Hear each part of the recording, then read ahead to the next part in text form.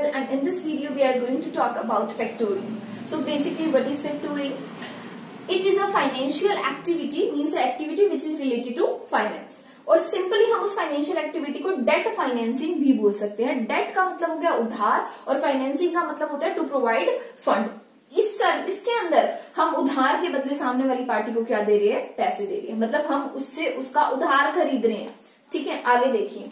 अब firm sell its debt. Firm अपने उधार को बेच देती है, अपने डेटर्स को बेच देती है, अपने बिल रिसीवेबल्स को बेच देती है टू थर्ड पार्टी. किसको? किसी तीसरी पार्टी को एट अ डिस्काउंटिंग रेट. अब भाई आप ये सोच रहे हो भाई डिस्काउंटिंग रेट क्यों आया यहाँ पर, तो मैं आपको अभी उसके बारे में भी बताती हूँ. थोड़ा सा बैकग्राउंड पढ़ते हैं. फैक्टोरिंग के अंदर हुआ क्या? बेसिकली 1990 में इंडिया की गवर्नमेंट को ये रियलाइज हुआ कि हमारी कई सारी फैक्ट्रीज हैं, ठीक है, जिनको एक प्रॉब्लम फेस करनी पड़ रही है. प्रॉब्लम किस तरीके की है कि जब वो अपने, मान लीजिए मेरी स्पेयर पार्ट्स की फैक्ट्री है, ठीक है, मैं स्पेयर पार्ट्स को क्या कर रही हूँ? बना रही हूँ. ठीक है, उसके बनने के बाद मान लीजिए मेरा यहाँ पर है टी लिमिटेड, मेरी कंपनी है, मैं बना रही हूँ स्पेयर पार्ट्स, और स्पेयर पार्ट मैंने मारुति लिमिटेड को अपने सेल कर दिया. मारुति लिमिटेड के लिए तो वो क्या है? इंटरमीडिएटरी है, बीच में लगने वाला माल है. ठीक है, अब मैंने अपने स्पेयर पार्ट्स इसको दे दिए. अब मारुति लिमिटेड ने क्या बोला? भाई इसके बदले जो मुझे रेवेन्यू मिलेगा ना, जब मैं चीज को पूरा बना लूंगा और उसके बाद उसको बेच दूंगा, उस पूरे प्रोसेस में तो मुझे लग जाएंगे 2 years. मारुति लिमिटेड ने इसको बोला भाई मैं तुझे अभी पैसे प्रोवाइड नहीं करवाने वाला, मैं तो दूंगा 2 साल के बाद पेमेंट. या मान लीजिए 2 साल थोड़ा लंबा हो गया, चलिए मान लेते हैं 2 months हो गया. ठीक है, तो अब इसने इसको, मारुति लिमिटेड ने इसको बोला भाई ये तू ले जा इनवॉइस, गुड्स दे जा अपने, हमसे ले जा हमारा इनवॉइस या फिर कह दे कि बिल, इसको ले जा, और कब आइए? 2 महीने के बाद आइयो, आकर पेमेंट ले जाइयो, अभी नहीं देंगे तुझे पेमेंट. अब ये देखिए टी लिमिटेड तो बेचारा घबरा गया. अब वो क्या करे? अपने प्लांट को बंद कर दे, फैक्ट्री को बंद करवा दे अपनी. ठीक है, मशीनें रोक तो नहीं सकता ना वो, अब अगले 2 महीने के लिए वो कहां से काम करे? तो अब ये इस बेचारे को बड़ी दिक्कत हो जाती थी ऐसे. ठीक है, तो ऐसे जो छोटी मोटी जो हमारे आउटलेट्स होते हैं, ठीक है, जहाँ पे प्लांट आउटलेट है, जहाँ चीजें बन रही हैं, उनको ये मुसीबत बड़ी ज्यादा झेलनी पड़ गई. ठीक है, मुसीबत कैसे झेलनी पड़ गई भाई? अब उनका पैसा तो फंस गया ना कहीं ना कहीं. अब उनके पास क्या आ गए? डेटर्स आ गए. डेटर्स है तो करंट एसेट पर, लिक्विड तो नहीं है ना, कैश की फॉर्म में, तो उसके बाद डेटर नहीं है. अब वो अपने प्लांट को, मशीनरीज को बंद कर दे, अपने वर्कर्स को वेजेस ना दे, वो तो उसे देनी पड़ेगी टाइमली. तो उस केस में टी लिमिटेड ने क्या, 1990 के अंदर इंडिया की गवर्नमेंट ने इन ऐसी फॉर्म्स के लिए एक सोल्यूशन ढूंढा, और वो सोल्यूशन होता है हमारा फैक्टोरिंग, जिसके अंदर उन्होंने एक इकोनॉमी में डाले फैक्टर. फैक्टर कौन है? फैक्टर एक फाइनेंशियल एजेंट है. Factor is a financial agent, provide cash, जो कैश देता है for the credit and maintain liquidity. और क्या मेंटेन करता है? लिक्विडिटी. और चार्ज क्या करता है? फीस या फिर कमीशन. अब देखिए क्या हो रहा है. अभी फैक्टर आया, फैक्टर ने इसको बोला भाई चिंता की जरूरत नहीं, अपने बिल तो मुझे दे जा, और बदले में इमीडिएटली तू मेरे से क्या ले जा? पेमेंट. ठीक है, तो पहले तो ये इसने इसके लिए तो सॉल्यूशन कर दिया भाई, तो अपना बिल मेरे को दे जा और पेमेंट मेरे से ले जा.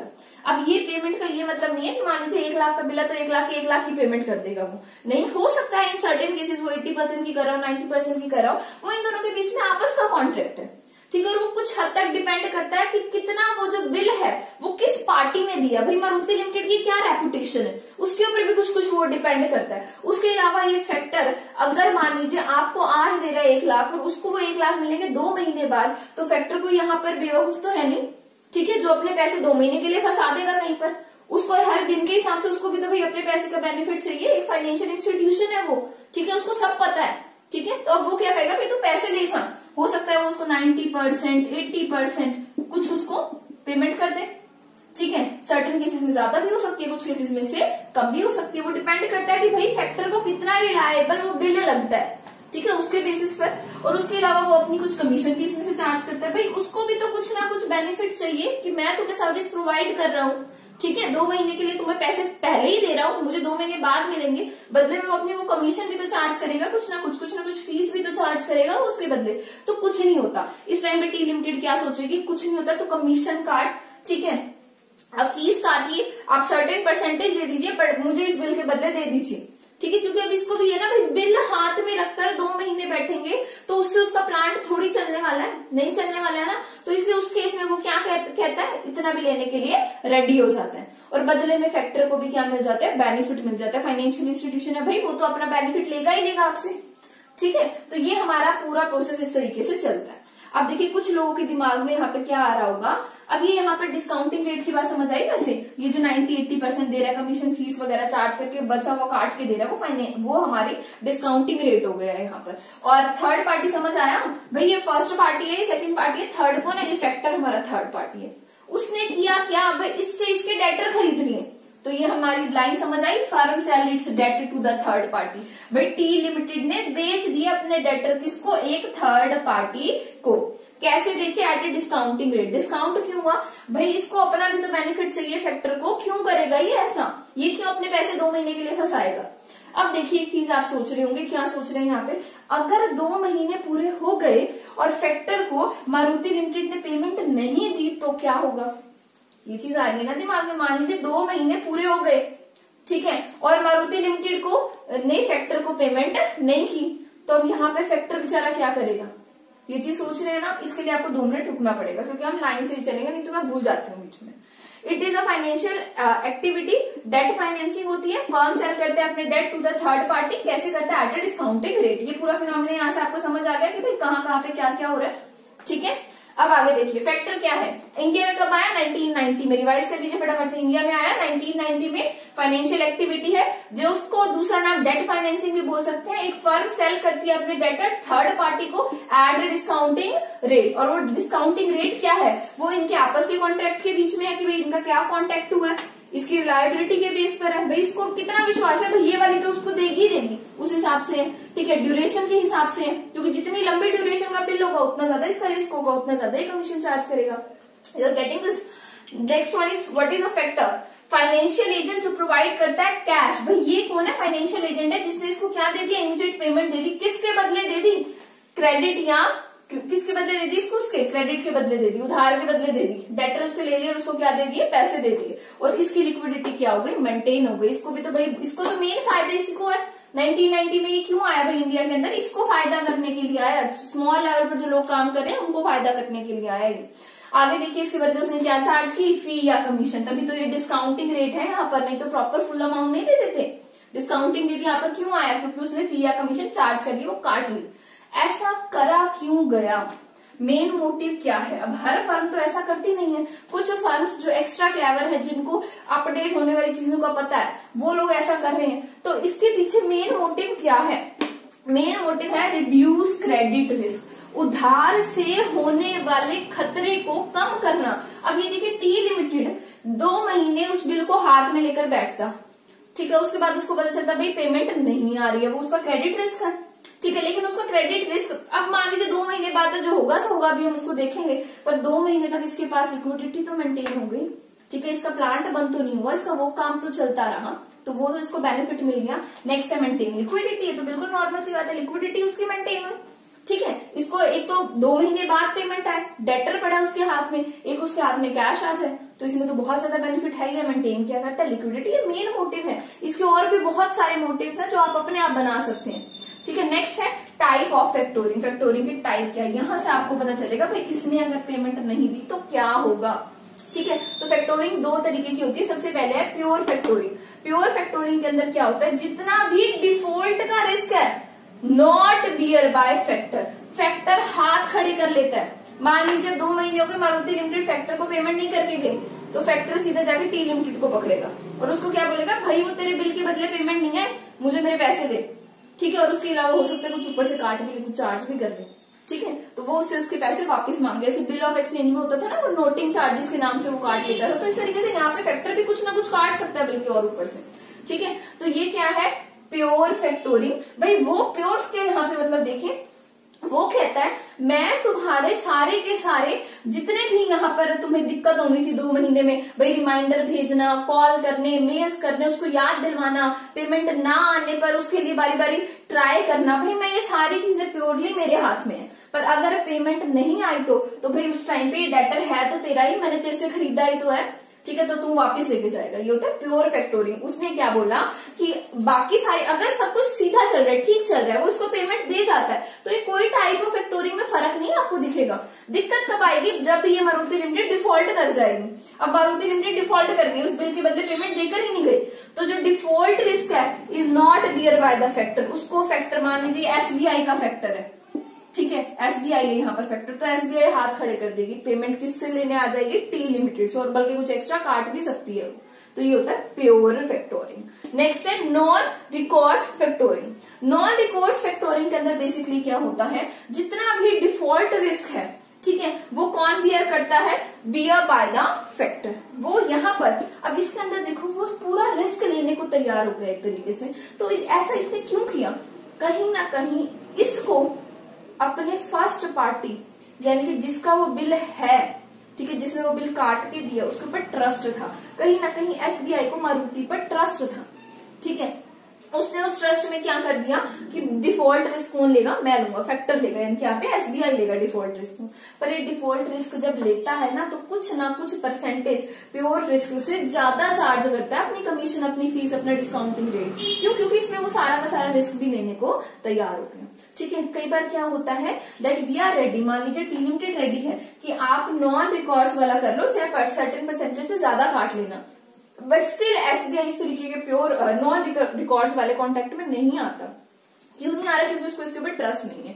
बट इन अ सिचुएशन जहां इसको इसके ऊपर ट्रस्ट है, ठीक है, ये कुछ अगर एक्स्ट्रा चार्ज करे तो भाई ये कटवाने के लिए भी तैयार है, तो उस केस में आपकी नॉन रिकॉर्ड्स जो फैक्टोरिंग है वो देखी जा सकती है। पर ये थोड़ा कम ही होता है नॉन रिकॉर्ड्स वाला, ज्यादातर हमारी प्योर फैक्टोरिंग ही चलती है, जहां ये भाई साहब बस ये कहते हैं हम पूरी कोशिश करेंगे आपका उधार निकलवाने की, ठीक है, आपको सिरदर्दी लेने की जरूरत नहीं है। अब आप एक चीज सोचिए ना, अगर यहाँ पर टी लिमिटेड उस उधार की चिंता करता रहेगा तो भाई प्रोडक्शन पे कैसे ध्यान देगा, वहां से प्रोडक्शन डिग्रेड नहीं हो जाएगी उसकी। भाई मान लीजिए टी लिमिटेड कोई बहुत बड़ी फर्म तो है नहीं, कोई बहुत बड़ी कंपनी तो यहाँ पर है नहीं, एक छोटी सी कंपनी है, ठीक है, वहां का अगर मालिक बैठ जाएगा उस बिल को लेकर के और इसको मारुति लिमिटेड के सिर पे चढ़ा रहेगा सारा दिन, ठीक है, तो प्रोडक्शन कौन करवाएगा, वहां पे प्रोडक्शन ही रुक जाएगी, प्रोडक्शन पे इफेक्ट पड़ेगा। तो उस केस में फैक्टोरिंग कहता है प्योरली भाई मैं आ गया हूं, तुझे टेंशन लेने की जरूरत नहीं है, तुझे तेरी पेमेंट मिल गई है, सारी सिरदर्दी है मेरी, तो सिरदर्दी लेने वाला उधार के बदले फैक्टोरिंग, प्योर फैक्टोरिंग। पर फिर वो कहेगा भाई अगर वो डिफॉल्ट कर गया, मैं अपना मैक्सिमम ट्राई कर लूंगा, स्टिल कोई डिफॉल्ट हो गया तो तेरे को ही मैं आके पकड़ूंगा, ठीक है। तो ये होती है प्योर। लेकिन नॉन रिकॉर्ड्स के अंदर वो क्या कहता है, अगर मान लीजिए डिफॉल्ट कर गया मारुति लिमिटेड तो वो कौन बियर करेगा, एसबीआई। इसमें टी लिमिटेड की कोई सिरदर्दी नहीं। तो आप अपने आप सोचिए, जहां इतनी ज्यादा सिरदर्दी लेने के लिए तैयार है, वहां कमीशन फीस या डिस्काउंटिंग रेट भी क्या चार्ज करेगा, हाई, ठीक है। जहां वो कम ले रहा है तो वहां क्या होगी, थोड़ी बहुत लेस, ठीक है। बेनिफिट क्या हुआ फैक्टोरिंग के, बेटर कैश फ्लो, अच्छा कैश फ्लो रहा, जल्दी से उसको पैसे मिल गए, भले उसके डेटर ने नहीं दिए पर उसको उसके फैक्टर ने दे दिए, ठीक है। तो बेटर कैश फ्लो, जितना ज्यादा बेटर कैश का फ्लो होगा उतनी ज्यादा अच्छी वर्किंग कैपिटल होगी, जितनी ज्यादा अच्छी वर्किंग कैपिटल की उसके पास लेवल रहेगा उतनी उसकी अच्छी लिक्विडिटी रहेगी। लिक्विडिटी मीन्स कि अपनी ऑपरेटिंग जो एक्टिविटी के खर्चे हैं वो पे करने की क्षमता रहेगी, ठीक है। और उसका रिस्क ओवरऑल क्या हो जाएगा, यहाँ पर मैनेज हो जाएगा, ठीक है तो वो कंसर्न रिस्क मैनेजमेंट ही ना। नेक्स्ट है कॉस्ट इनकर्ड इन फैक्टोरिंग। फैक्टोरिंग में क्या लागत आती है। अब मान लीजिए टी लिमिटेड इस फाइनेंशियल एक्टिविटी को ले रहा है तो बदले में इसको कॉस्ट भी तो इनकर्ड हो रही है। तो कॉस्ट दो तरीके की, monetary and non monetary. Monetary की मैं अभी आपके साथ बात कर रही थी, कमीशन काटा, फी काटा, कुछ डिस्काउंट रेट काट लिया, वो सब क्या मॉनेटरी है। पर नॉन मॉनेटरी के अंदर क्या होता है, देखिए बेसिकली क्या होता है, मान लीजिए टी लिमिटेड ने ना फैक्टोरिंग की सर्विस को ले लिया और अब मारुति वालों के सिर पर ये एसबीआई चढ़कर बैठ गया और उसको बोलने लगा पेमेंट दे टाइम आने पर, ठीक है। तो अगर मारुति के सिर पर टी लिमिटेड बैठता ना तो हो सकता है मारुति अगली बार इसके साथ फिर भी कांटेक्ट कर लेती, पर अब मारुति को पता चल गया भाई ये बंदा बहुत शान है, ये तो हमारे पीछे ये एसबीआई को लगा देते हैं पेमेंट रिसीव करने के लिए, और वो हमें परेशान करके पेमेंट लेकर ही जाता है। 2 महीने तो 2 महीने बाद ही लेकर जाता है, ठीक है। वो हमें ऐसा नहीं करता है कि भाई 2-3 दिन भी ऊपर नहीं रुकने देता। तो मारुति लिमिटेड बहुत परेशान होकर क्या बोला कि स्टील लिमिटेड के साथ मैंने बिजनेस करना ही नहीं, ठीक है। तो आपके क्या होगा, टी लिमिटेड को क्या नुकसान हुआ, क्या कॉस्ट आई टी लिमिटेड को, भाई उसका एक कस्टमर यहाँ पर टूट गया, ठीक है। और क्या हो सकता है, जब फैक्टर इससे खरीदेगा ना मारुति का बिल, भाई फैक्टर टी आएगा फैक्टर के पास, भाई मेरे से बिल ले लो एक और मुझे पेमेंट कर दो, मेरा डेटर खरीद लो, बदले में मुझे पेमेंट कर दो। तो ये फैक्टर ऐसे ही नहीं किसी का कोई भी डेटर खरीद लेगा, ये तो ये दोनों आपस में वो करके बैठे हो, ठीक है, इकट्ठे होकर बैठे हो कि भाई तू ऐसा करके आ, उसको पागल बना के आ, पेमेंट ले आई हो और हम उस लिक्विडिटी पे एंजॉय करेंगे। देखिए बेसिकली बिजनेस के लिए लिक्विडिटी बहुत ज्यादा इंपॉर्टेंट है। तो एसबीआई क्या करता है, इसकी पूरी जांच पड़ताल करता है, क्रेडिट रेटिंग चेक करता है, क्रेडिट स्कोर चेक करता है, ठीक है।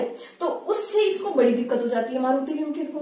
क्यों दिक्कत हो जाती है भाई, अगर मैं आपसे डील कर रहा हूं, मारुति टी को क्या बोलेगी, भाई टी मैं तेरे से डील कर रहा हूं, तू मेरे से इन्फॉर्मेशन ले, बात ठीक है, पर भाई ये फैक्टर कौन होता है, ये क्यों मेरी सारी इन्फॉर्मेशन ले रहा है, ठीक है। तो उस टाइम पे मारुति को ये भी प्रॉब्लम हो सकती है कि भाई मेरा डाटा इतना ज्यादा क्यों चेक किया जा रहा है बाय फैक्टर, ठीक है। कहीं ना कहीं उसको ये लगता है कि इस तरीके के कॉन्टेक्ट्स में आने से कि मेरे पीछे एक फैक्टर खड़ा है, ठीक है, वो मेरे से पेमेंट निकलवा के रहेगा आफ्टर 2 मंथ्स, कहीं इससे मेरा क्रेडिट स्कोर नीचे तो नहीं गिर जाएगा। क्रेडिट स्कोर भी बहुत ज्यादा इंपॉर्टेंट है बिजनेसमैन के लिए, उसने बार बार क्या करना है, लोन लेने हैं, तो उसको क्रेडिट स्कोर उसको भी चेक करना जरूरी है। सो बेसिकली फैक्टोरिंग करने के फायदे भी हैं। फायदे क्या है भाई, आपकी क्रेडिट रिस्क कम हो गया, लिक्विडिटी हो गई अच्छे से मेंटेन, आप अपनी मेन कोर एक्टिविटीज पर ध्यान देंगे, आपको उधार की चिंता करने की जरूरत नहीं है, रिकवर होगा नहीं होगा वो एक तरीके से आप बात के लिए छोड़ देते हैं, ठीक है। But still non monetary nature और मॉनिटरी नेचर की जो आपकी लागत है वो भी कहीं ना कहीं आती है। सो अगर आप फैक्टोरिंग को अडॉप्ट करने वाला है तो आपको बहुत ज्यादा स्टडी करना पड़ेगा भाई, इसके फायदे और नुकसान दोनों की स्टडी करनी पड़ेगी, कॉस्ट एंड बेनिफिट्स दोनों को एनालाइज करना पड़ेगा, ठीक है। उसके बाद ही आपको डिसीजन ले सकते हैं। आप फैक्टोरिंग की वैल्यू को निकाल के दे सकते हैं। वैल्यू का एक फॉर्मूला आता है हमारे पास, जब भी हम कोई, मान लीजिए आप एक छोटे लेवल की बिजनेसमैन है और आप किसी चीज को अडॉप्ट करने जा रहे हैं, तो उस केस में आपके पास एक बढ़िया सा फॉर्मूला होता है। किसी भी नई चीज को अडॉप्ट करने के लिए आप उसकी वैल्यू का फॉर्मूला लगा सकते हैं। Value is equal to cost by benefit, ठीक है। आप इस फॉर्मूले से आप निकाल कर देख सकते हैं कि भाई आप कॉस्ट बाय बेनिफिट करके देख सकते हैं 2-3 अल्टरनेटिव और उसके बाद उसको चूज कर सकते हैं। ऐसे ही आप फैक्टोरिंग के कॉस्ट और बेनिफिट की भी रेशियो निकाल सकते हैं। अगर आपको कहीं ना कहीं लग रहा है कि फायदा हो रहा है then you should adopt this. अगर आपको लग रहा है कि फायदा ही नहीं हो रहा है तो कोई फायदा नहीं है इस तरीके के इतने बड़े झोल में फंसने का, फैक्टोरिंग में फंसने का। देखिए 1990 से आ रखे, इतनी ज्यादा पॉपुलर नहीं हुई है फैक्टोरिंग फिर भी, ठीक है। कुछ कम ही लोगों को इसके बारे में पता है, कम ही लोग इसके बेनिफिट उठाते हैं, क्योंकि कहीं ना कहीं अगर आप एक बिजनेसमैन है तो आपके लिए कस्टमर बहुत ज्यादा वैल्यू रख रहे हैं। आप 2 महीने से ऊपर अगर 10 दिन भी हो जाएंगे ना, you are ready to give, ठीक है, बट स्टिल आप अपने कस्टमर को नहीं खोना चाहेंगे। तो यहाँ पर ये वही किस्सा ही चल रहा है सारा का सारा। फटाफट से रिवाइज कर लेते हैं। फैक्टोरिंग का मतलब फाइनेंशियल एक्टिविटी, डेट फाइनेंसिंग कहलाता है। फर्म क्या करती है, अपने डेट को सेल करती है थर्ड पार्टी को at a discounting rate. Factor कौन होता है इसके अंदर, वो फाइनेंशियल एजेंट जो फैक्टोरिंग की सर्विस प्रोवाइड करवा रहा है, is known as the factor. Factor क्या करता है, हमारे लिए कैश को प्रोवाइड करवाता है, हमारा उधार हमसे खरीद लेता है, सारी सिरदर्दी अब उसकी हो गई, ठीक है। चार्ज क्या करता है, फी, कमीशन, और जो डिस्काउंट रेट में उसने जो डिस्काउंट काटा है वो उसके पास अपना आप चला गया। मेन मोटिव अगर आप फैक्टोरिंग कर रहे हैं तो आपका क्या रहेगा कि आपका क्रेडिट रिस्क कम हो, आपकी लिक्विडिटी बढ़े। टाइप ऑफ फैक्टोरिंग में 2 तरीके की फैक्टोरिंग होती है, प्योर फैक्टोरिंग और नॉन रिकोर्स फैक्टोरिंग। प्योर फैक्टोरिंग में जो रिस्क है वो अभी भी हमारी सेलिंग फर्म के हाथ में ही रहा है, और उसने सिर्फ और सिर्फ फैक्टोरिंग से डेट को इकट्ठा करने की सर्विसेज दी है, उसने उतना रिस्क सामने फैक्टर को नहीं दिया है। नॉन रिकोर्स फैक्टोरिंग में सारा रिस्क उठाकर फैक्टर को दे देता है एट द टाइम जब वो उसके साथ कांटेक्ट में आता है। ये सब पूरा प्रोसेस करने का बेनिफिट क्या है कि भाई हमारी कंपनी के पास कैश का फ्लो अच्छा रहेगा, वर्किंग कैपिटल हमारे पास अच्छी रहेगी, लिक्विडिटी मेंटेन रहेगी, प्लांट बंद नहीं होंगे, प्रोडक्शन लगातार चलती रहेगी और हमारा रिस्क एक तरीके से मैनेज हो जाएगा। नेक्स्ट, कॉस्ट क्या इनकर्ड होती है अगर आप फैक्टोरिंग कर रहे हैं। 2 तरीके की कॉस्ट इनकर्ड होती है if you are doing factoring, monetary and non monetary. Monetary यही है, कमीशन है, फीस है, वो डिस्काउंट रेट है, वो सब कुछ मॉनिटरी है। और नॉन मॉनिटरी के अंदर हमारे पास क्या आता है कि भाई हमारे सप्लायर के साथ रिलेशनशिप कैसे हमारे कस्टमर्स के साथ रिलेशनशिप कैसे रहते हैं जब हम फैक्टोरिंग के बिजनेस के अंदर आ जाते हैं, तो वो कहीं ना कहीं आपकी नॉन मॉनिटरी कॉस्ट के अंदर इन्वॉल्व होता है। नेक्स्ट हमने किया कि आपको फैक्टोरिंग को अडॉप्ट करना है या फैक्टोरिंग को अडॉप्ट नहीं करना है, वो डिसीजन आप अपने वैल्यू के फॉर्मूले से लेंगे जो किसके इक्वल है, कॉस्ट बाय बेनिफिट के बराबर है। So it's all about factoring. और इसके अलावा हम फैक्टोरिंग पर एक ही वीडियो और बनाएंगे और उसमें हम ये स्टडी करेंगे कि किसी भी फर्म को अगर फैक्टोरिंग का बिजनेस करना है, किसी भी फाइनेंशियल इंस्टीट्यूशन को डेट फाइनेंसिंग करनी है फैक्टोरिंग के वे से, तो उसको कौन कौन सी हमारी जो गाइडलाइंस है उसको फॉलो करना पड़ेगा। बिकॉज 1990 में जब फैक्टोरिंग का बिजनेस आया इंडिया में, उसके बाद से अब तक